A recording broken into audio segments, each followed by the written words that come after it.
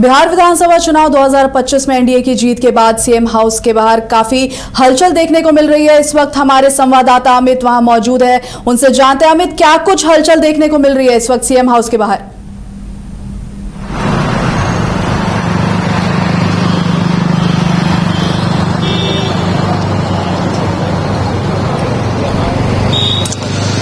जी बिल्कुल रविता, जिस प्रकार से बिहार विधानसभा चुनाव के नतीजा आने के बाद एक बार फिर से नई सरकार बनाने की जो कवायद है वो तेज हो गई। अब ऐसे में नीतीश कुमार को शुभकामना देने के लिए तमाम बड़े नेता जो हैं, कल चिराग पासवान भी पहुंचे थे, आज उपेंद्र कुशवाहा समेत जो कई बड़े नेता हैं जो एनडीए के खेमे में वो सहयोगी रहे हैं, वो तमाम लोग नीतीश कुमार के पास पहुंच करके उन्हें शुभकामना देने के लिए उनके आवास पहुंच रहे हैं। अब ऐसे में अब 17 नवम्बर को यानी कि कल जो है जेडीयू की बैठक बुलाई गई है।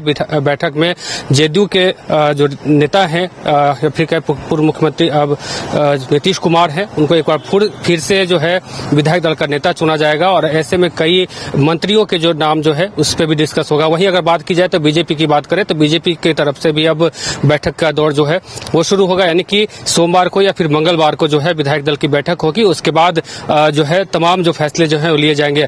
ऐसे में कहीं ना कहीं बीजेपी अब जो है मंत्री को लेकर के और जेडीयू में कहीं ना कहीं एक जो कह सकते हैं कि बातें चल रही है, दोनों की तरफ से जो है बराबर मंत्री पद की बात है वो हो रही है। वहीं एलजेपीआर को भी इसमें शामिल किया गया है। वहीं अगर बात करें तो हम और उपेंद्र कुशवाहा की पार्टी जो है उनको एक एक मंत्री पद देने की जो बात है वो सामने आ रही है। एलजेपीआर को जो है 3 मंत्री पद देने की बात हो रही है। वहीं अगर बात करें तो जेडीयू और बीजेपी कहीं ना कहीं बराबर की बात करें। वहीं डिप्टी सीएम को लेकर के भी कहीं ना कहीं कुछ अफवाह कुछ बातें जो है वो लगातार चल रही है। लगातार कह सकते हैं कि सियासी गलियारों में इसकी चर्चाएं हो रही है कि रामकृपाल यादव जो कि पाटलिपुत्रा से सांसद रहे हैं, इस बार दानापुर से चुनाव जीत करके वो अब कहीं न कहीं विधानसभा पहुंचे हैं, तो उनको लेकर के बात हो रही है कि उन्हें डिप्टी सीएम भी बनाया जा सकता है। वही सम्राट चौधरी, विजय सिन्हा जो हैं उनकी भी बातें हो रही हैं। वहीं बात करें तो जिस प्रकार से बिहार विधानसभा चुनाव में नतीजे आए हैं और बीजेपी जो है एक बड़ी पार्टी बन करके कहीं न कहीं बिहार में उभरी है, वहीं जेडीयू जो है वो भी 85 सीटों के साथ जो है अब एनडीए के सहयोग में है। तो कहीं न कहीं तमाम चीजों को लेकर के वार्ता हो रही है। लगातार जो है सीएम से मिलने के लिए उनके जो विधायक हैं वो पहुंच रहे हैं, शुभकामना देने के लिए पहुंच रहे हैं। चाहे बात करें बीजेपी को लेकर के तो बात हो रही है कि अमित शाह से मुलाकात के बाद, बैठक के बाद तमाम चीजों पर फैसला लिया जा सकता है और 20 नवम्बर को संभवतः मुख्यमंत्री नीतीश कुमार एक बार फिर से जो है मुख्यमंत्री का जो कह सकते हैं कि शपथ ग्रहण ले सकते हैं। अब ऐसे में जिस प्रकार से भी देखिए तस्वीरें आपको मैं साफ तौर से दिखाना चाहूंगा कि ये मुख्यमंत्री आवास के बाहर का है, जहां तमाम मीडिया कर्मी भी मौजूद है, सुरक्षा कर्मी भी मौजूद हैं। लगातार जो विधायक हैं या फिर जेडीयू की बात करें, तमाम जो विधायक हैं वो मुख्यमंत्री नीतीश कुमार से मिलने के लिए यहाँ पहुंच रहे हैं। इसके बाद अगर बात करें तो जिस प्रकार से जो है कह सकते हैं कि अब 17 नवम्बर यानी कि सोमवार को जेडीयू की बैठक होनी है और इसमें विधायक दल का नेता जो है नीतीश कुमार को चुना जाएगा और एक बार फिर से वो संभवतः 20 नवंबर को एक बार फिर से बिहार के मुख्यमंत्री का बागडोर जो है वो संभाल सकते हैं, शपथ ग्रहण ले सकते हैं। कई मंत्रियों की जो है कई मंत्री कैबिनेट की बात करें तो इसमें कई नए चेहरे की भी शामिल होने की बात है। चाहे वो औराई से रमा निषाद की भी बात है, वो लगातार चर्चे में है क्योंकि वो लगातार इस बार लगभग 57,000 वोटों से चुनाव जीत करके कहीं न कहीं विधानसभा पहुंची है। वहीं बांकीपुर से नितिन नवीन है, जेडीयू के कई कद्दावर नेता हैं जो इस बार फिर से विधायक बन करके सदन पहुंचे हैं। तो इन तमाम चीजों को लेकर के अब लगातार जो है बैठक हो रही है, मंथन हो रहा है, चाहे वो बीजेपी की बात करें या फिर एलजेपीआर की बात करें, हम की बात करें या फिर उपेंद्र कुशवाहा की पार्टी है उनकी बात करें। तो कुल मिलाकर के देखा जाए रोमिता, तो जिस प्रकार से अब सीएम नीतीश कुमार के आवास के बाहर जो है लगातार सियासी जो हलचल है वो तेज है। लोग लगातार उनसे मिलने पहुंच रहे हैं, उनके शुभकामना देने के लिए पहुंच रहे हैं। इससे पहले चिराग पासवान जो कि केंद्रीय मंत्री हैं, उन्होंने भी नीतीश कुमार को मिलकर के शुभकामनाएं दी। साथ ही कल चिराग पासवान ने प्रेस कॉन्फ्रेंस करके तमाम जो बिहार की जनता है उन्हें धन्यवाद भी दिया, अपने विधायकों का सम्मान भी किया है। वहीं अगर जेडीयू की बात करें तो 85 विधायक इस बार फिर से जेडीयू के कह सकते हैं जेडीयू से वो अब सदन में पहुंचे हैं, तो उनको लेकर के भी कई चर्चाएं हो रही है कि इसमें से भी कई ऐसे लोग हैं जिनकी बातें जो है मंत्री को लेकर के चल रही है, नहीं मंत्री बनाने को लेकर के चल रही है। तो कुल मिलाकर के देखा जाए तो जिस प्रकार से बिहार में अब नई सरकार बनाने की कवायद जो है वो तेज हो गई है।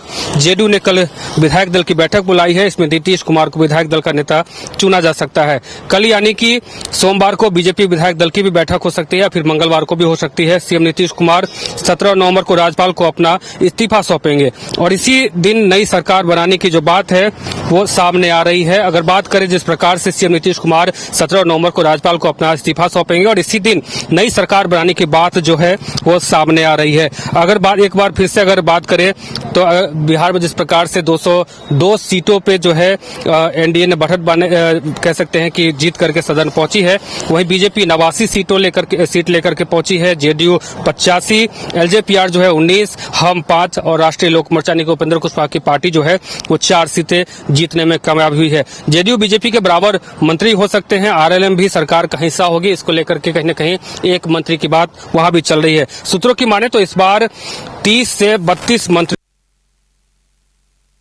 इसमें जेडीयू के बराबर मंत्री हो सकते हैं। इनके अलावा चिराग पासवान की पार्टी को 3 मंत्री पद, जीतन राम मांझी और उपेंद्र कुशवाहा की पार्टी को 1-1 मंत्री पद मिल सकता है। विधानसभा के मौजूदा नंबर के हिसाब से बिहार में कुल 36 मंत्री बनाए जा सकते हैं। कहा जा रहा है कि जेडीयू के कोटे से 11 मंत्री बनाए जा सकते हैं। अगर बात करें तो डिप्टी सीएम को लेकर के तो 2020 चुनाव परिणाम के बाद से बीजेपी बिहार में 2 डिप्टी सीएम पद की परंपरा शुरू की है। एक बार फिर से 2 डिप्टी सीएम बनने की चर्चा है, लेकिन दोनों बीजेपी की जगह एक सीएम पद पर, डिप्टी सीएम पद पर जो है एलजेपीआर की भी दावेदारी कर रही है। फिलहाल कैमरे पर सीधे बोलने के बाद ये बात कर सकते हैं कि नीतीश कुमार सीएम होंगे तो डिप्टी सीएम कौन होगा ये अब देखने वाली बात होगी और ये बीजेपी ही तय करेगी।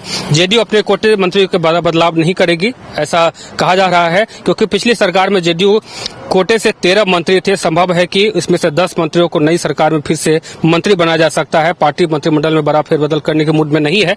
अब देखने वाली बात होगी कि आगे क्या कुछ हो पाता है। जेडीयू के जो ये संभावित मंत्री हो सकते हैं उनकी मैं बात करूं तो विजय चौधरी हैं, विजेंद्र यादव हैं, श्रवण कुमार हैं, अशोक चौधरी हैं, लेसी सिंह है, जामा खान है। तमाम जो बड़े चेहरे हैं वो सामने उनका नाम जो है अब आ रहा है। वहीं बीजेपी की बात करें तो नितिन नवीन है, इसके अलावा कई बड़े चेहरे हैं जिसमें अब रामकृपाल यादव जो कि दानापुर सीट से रीतलाल को हरा करके अब सदर पहुंचे हैं, तो उनकी भी बात कहीं न कहीं चर्चा हो रही है। कहीं उनकी डिप्टी सीएम बनाने की भी बात हो रही है, कहीं मंत्री की भी बात हो रही है।